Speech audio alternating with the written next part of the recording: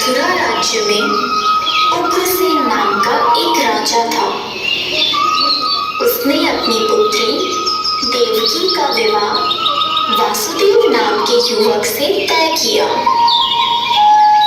देवकी का भाई कंस, जो कि बहुत ही क्रूर, दुष्ट और निर्दयी था, देवकी से अत्यंत प्रेम करता था।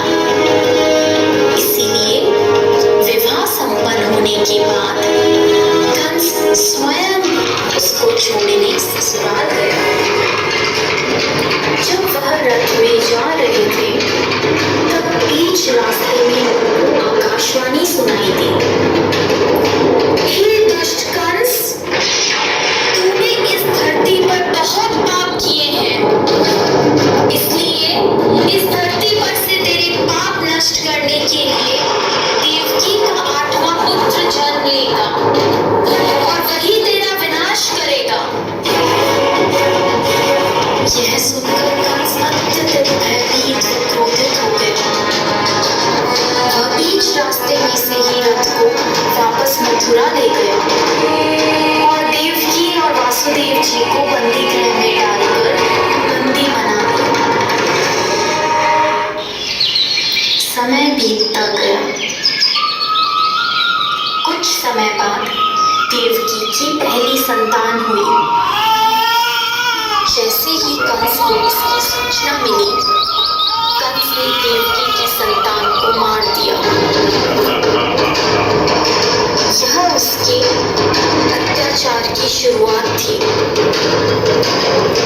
इस प्रकार कंस ने देवकी के 7 पुत्रों को उनके जन्म के तत्काल बाद ही हत्या कर दी। इससे वासुदेव और देवकी अत्यधिक दुखी थे। पर अंततः इस अंधकार के छटने का समय आ गया, जब भगवान ने धरती पर मानव रूप धारण करते हुए जन्म लिया। उस दिन घनघोर अंधेरा था और तेज वर्षा हो रही थी। ऐसे लग्न में भगवान ने धरती पर देवकी की 8वीं संतान बनकर बालक रूप में जन्म लिया। जन्म लेते ही वहां एक दिव्य प्रकाश प्रकट हुआ और उस प्रकाश में से श्री विष्णु भगवान ने अपने पूर्ण अवतार में दर्शन दिए और वासुदेव से कहा, हे वासुदेव, मैंने इस धरती पर कंस जैसे दुष्ट और अत्याचारी मानव का विनाश करने के लिए कृष्ण अवतार में जन्म लिया है। अतः मैं आपसे विनती करता हूँ कि आपके दोस्त नंद के घर ले चलें, जहाँ उनकी पत्नी यशोदा ने बालिका को जन्म लिया है। उस बालिका को यहाँ ले आकर मुझे यशोदा के बगल में सुला दें। ऐसा बोलकर भगवान अंतर्ध्यान हो गए। भगवान ने एक शिशु का रूप धारण किया और एक चमत्कार हुआ। वासुदेव और देवकी पीड़ी मुक्त हो गए। कारागार के द्वार अपने आप खुल गए। जेल प्रहरी गहरी निद्रा में सो गए और ऐसे समय वासुदेव उस बालक को लेकर नंद के घर चल पड़े।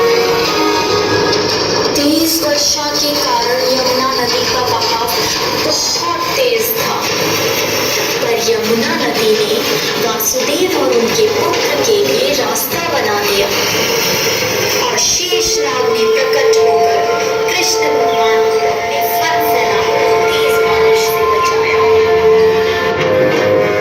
आखिरकार वे नंद के गांव पहुंचे और कृष्ण को यशोदा की बगल में लेटाकर उनकी पुत्री को वापस बंदी गृह ले आए।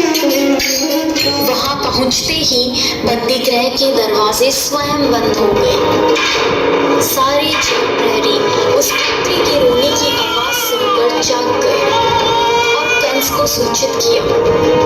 जब कंस को सूचना मिली कि वासुदेव जी की 8वीं संतान पुत्री हुई है, तो कंस उस पुत्री को मारने लगा। अचानक उसमें से एक दिव्य ज्योति के साथ शक्ति प्रकट हुई और उन्होंने कहा,